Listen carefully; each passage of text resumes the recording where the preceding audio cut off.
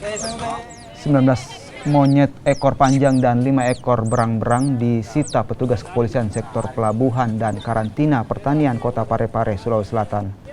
Hewan endemik Kalimantan ini disita dari atas KM Prince Soya saat bersandar di dermaga pelabuhan Nusantara. Saat disita tak diketahui siapa pemilik hewan ini. Petugas pun akan memeriksa pihak kapal untuk mencari pelaku penyelundupan hewan endemik ini. Pada hari ini kami dari Polsek KPN bersama karantina mengamankan 19 ekor monyet ekor panjang dan 5 berang-berang. Itu ditemukan di mana, Pak? Kami dari Polsek menemukan di atas kapal Prince Soya dan tujuan dari Kalimantan tujuan Parepare. Kalau pemilik satwa ini apakah sudah diketahui?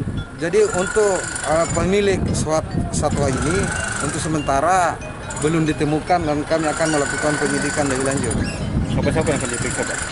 Untuk berapa? Jadi untuk saat ini yang akan kita periksa nantinya yaitu dari pemilik kapal beserta ABK kapal. Oke.